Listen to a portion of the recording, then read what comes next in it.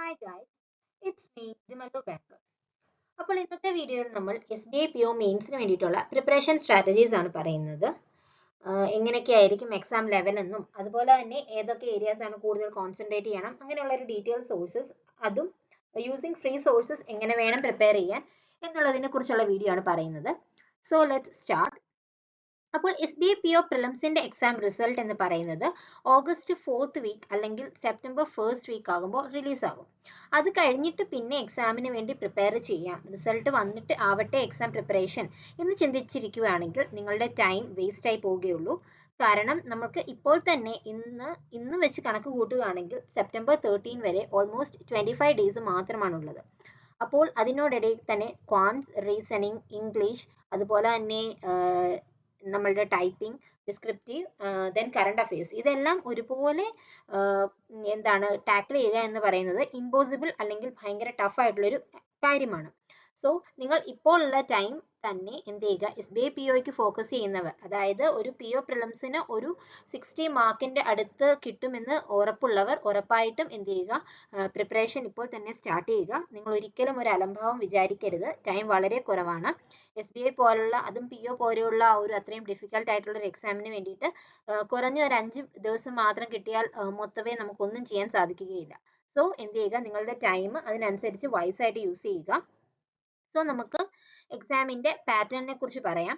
SBI PO mains എന്ന് പറയുന്നത് main ആയിട്ടും 4 ഏരിയാസ് ആണെന്ന് ഞാൻ പറഞ്ഞു. റീസണിങ് എബിലിറ്റി ഉണ്ട്, ദെൻ ക്വാൻസിനെ അവർ ഡാറ്റ അനാലിസിസ് ആൻഡ് ഇന്റർപ്രിട്ടേഷൻ, അതായത് DI എന്ന് സ്പെസിഫിക് ആയിട്ട് തന്നെ പറഞ്ഞിട്ടുണ്ട്. Then general economy and banking awareness, അതാണ് നമ്മളുടെ കറണ്ട് അഫയേഴ്സ് എന്ന് നമ്മൾ പറയുന്ന ഏരിയ.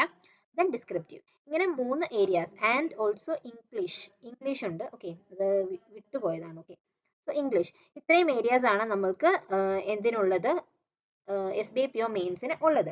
അതിൽ റീസണിങ് എബിലിറ്റി 40 ക്വസ്റ്റ്യൻസിന് 60 മാർക്കും 50 മിനിറ്റ്സ് ഡ്യൂറേഷനും, അതുപോലെ തന്നെ ക്വാൻസിന് 30 ക്വസ്റ്റ്യൻ 60 മാർക്ക് 45 മിനിറ്റ്സ് ഡ്യൂറേഷനും, then general awareness 60 question 60 marks ആണ് വരുന്നത്. ഇത്തവണ വെയിറ്റേജ് കൂടിയിട്ടുണ്ട്, ഇത്തവണയല്ല ലാസ്റ്റ് എക്സാം മുതൽ.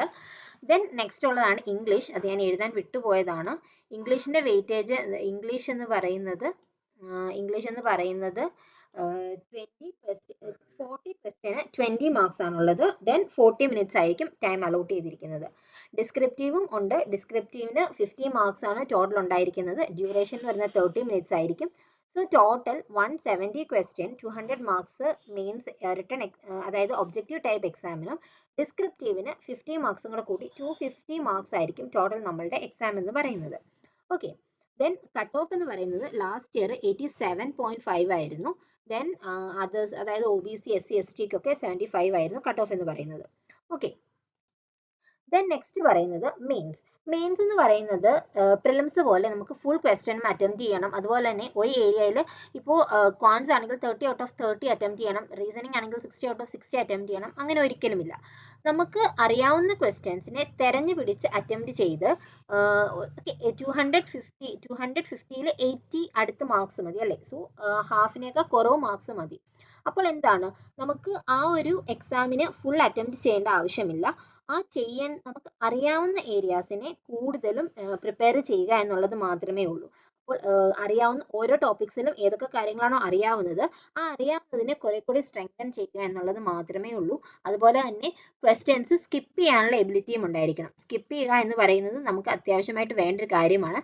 കാരണം ഇപ്പോൾ റീസണിങ്ങിനൊക്കെ ആണെങ്കിൽ പോലും പസിൽസിൽ സ്റ്റക്കായി നിൽക്കാനുള്ള ചാൻസസ് ഉണ്ട്. അതുകൊണ്ട് തന്നെ ക്വസ്റ്റ്യൻ എടുക്കുന്നത് നല്ല ചിന്തിച്ച് വേണം എടുക്കാൻ. കാരണം ക്വസ്റ്റ്യൻ എടുക്കുന്നതിൽ പാളിച്ച വന്നു പോയി കഴിഞ്ഞാൽ നമ്മളുടെ ആ ഒരു എക്സാമിനെ തന്നെ അത് റൂയിൻ ചെയ്യാനുള്ള കാരണമായി പോകും. ഓക്കെ, ഫസ്റ്റ് സെക്ഷൻ എന്ന് പറയുന്നത് നമുക്ക് ഇംഗ്ലീഷിനെ വെച്ച് സ്റ്റാർട്ട് ചെയ്യാം.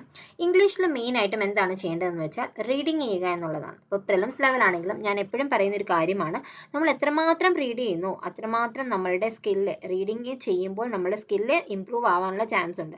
അത് നമുക്ക് ക്രിട്ടിക്കൽ റീസണിങ് ആണെങ്കിലും റീസണിങ്ങിൻ്റെ വലിയ പസിൽസിനാണെങ്കിലും ഒക്കെ അത് ഹെൽപ്പ് ചെയ്യുന്നതായിരിക്കും.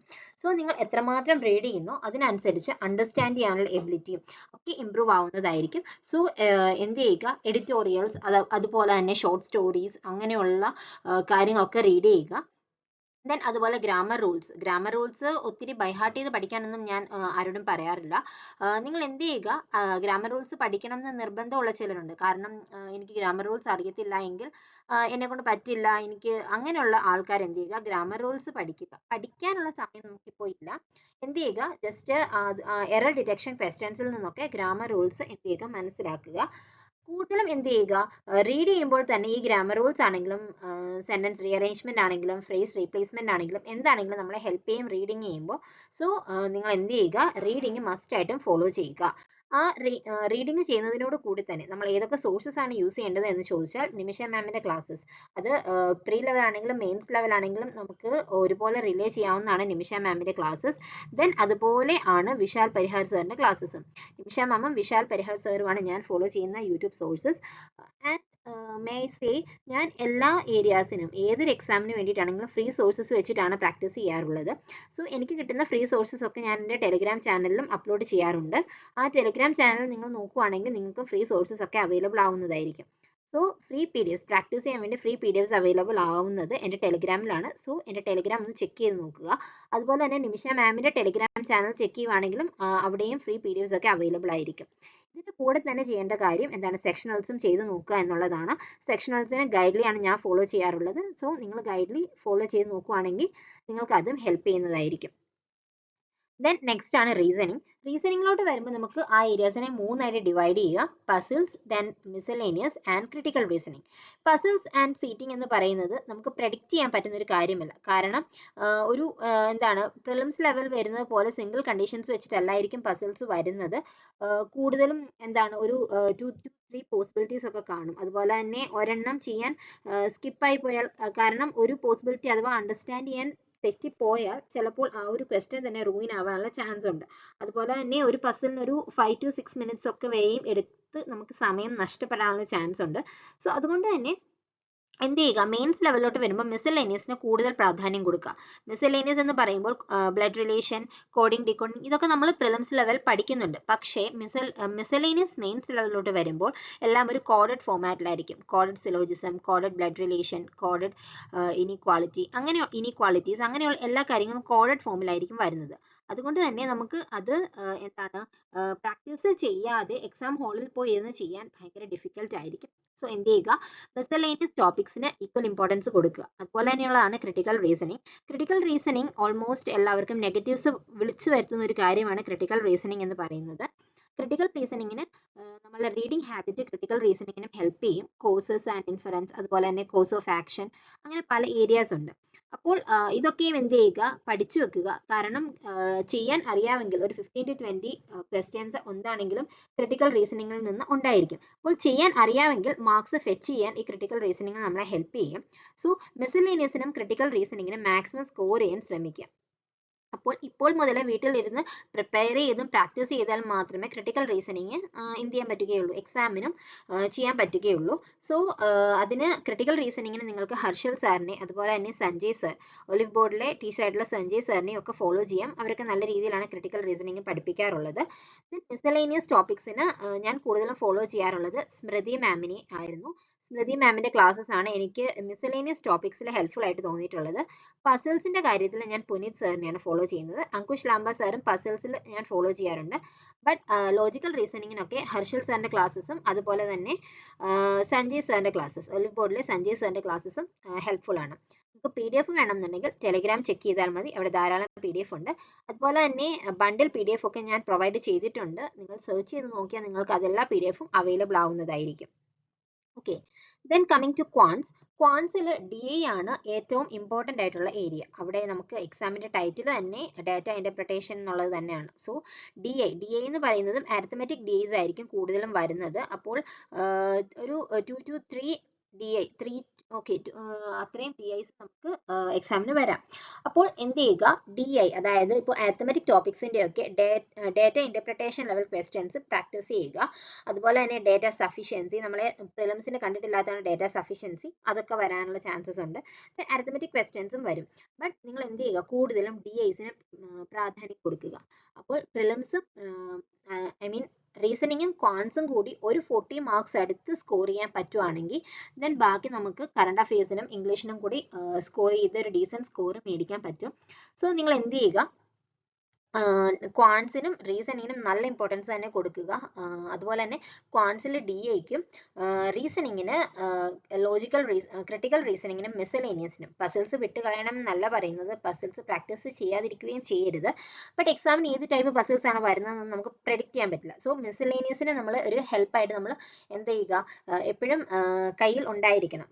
പസിൽസ് വരുന്നത് ചെയ്യാൻ പറ്റുവാണെങ്കിൽ ചെയ്യാമെന്ന് മാത്രമേ ഉള്ളൂ. അതുപോലെ തന്നെയാണ് DAയുടെ കാര്യവും. DA നിങ്ങൾ എന്ത് ചെയ്യുക, പ്രാക്ടീസ് ചെയ്യുക.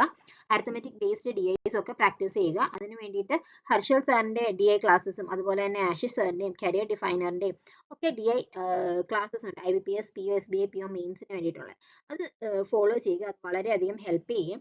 ഇപ്പോൾ ഒന്നും അറിയാതെ നേരെ പോയി മോക്സ് ചെയ്യുന്നതിന് പകരം വീഡിയോ ക്ലാസ്സസ് വെച്ച് പ്രാക്ടീസ് ചെയ്യുന്നതായിരിക്കും ഏറ്റവും ബെറ്റർ ഓപ്ഷൻ.